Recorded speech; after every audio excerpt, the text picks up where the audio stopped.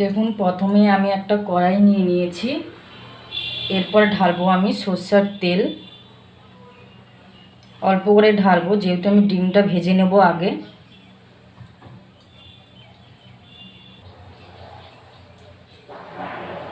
দুটো ডিম আমি ছেড়ে দিলাম তেলের উপরে।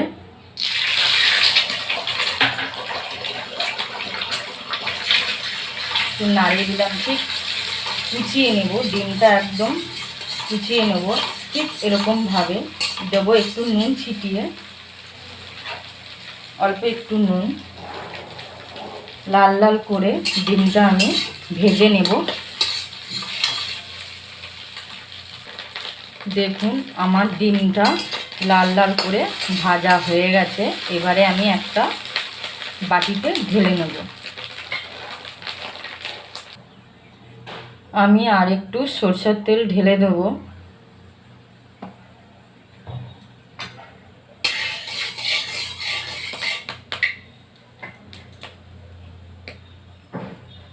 তারপর দেব কালো জিরে ফোড়ন, একটা তেজপাতা, দুটো শুকনো লঙ্কা দিয়ে একটু নাড়িয়ে নেব। আমি যেহেতু আগে আলু কুচিয়ে রেখেছিলাম, আলুটা নুন হলুদ দিয়ে মেখে রেখে দিয়েছি। এরপর আমি এটা তেলের উপর ছেড়ে দেবো।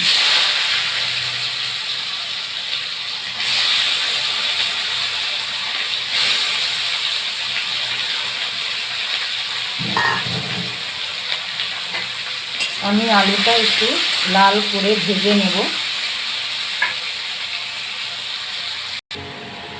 এরপর আমি দেব পেঁয়াজ কুচি, দুটো কাঁচা লঙ্কা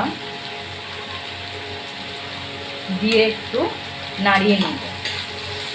যতক্ষণ না এটা ভাজা ভাজা হচ্ছে ততক্ষণ আমি ভাজতে থাকবো।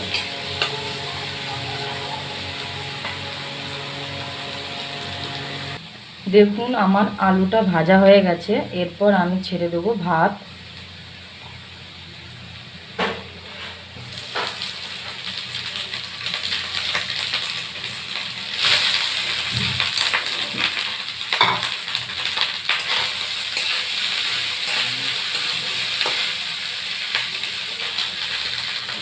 একটু নাড়িয়ে নেবেন এরকমভাবে।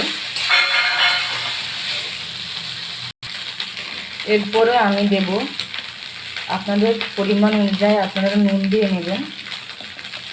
তারপরে দেব হলুদের গুঁড়ো 1 চামচ। আপনাদের তারপর একটু নাড়িয়ে নেব।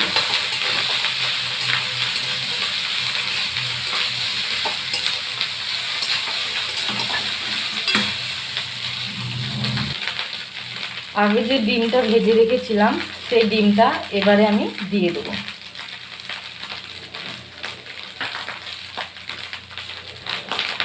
এরপরে দেব আমি ধনেপাতা কুচি।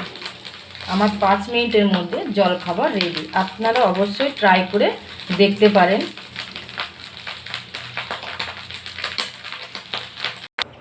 দেখুন আমার ভাত ভাজা রেডি হয়ে গেছে। আবার নেক্সট ব্লগে দেখা হবে নতুন একটা রেসিপি নিয়ে। এবারের মধ্যে টাটা, বাই বাই। অবশ্যই বাড়িতে ট্রাই করে দেখবেন, কেমন হয়েছে আমাকে কমেন্টে জানাবেন। Tata, bye bye.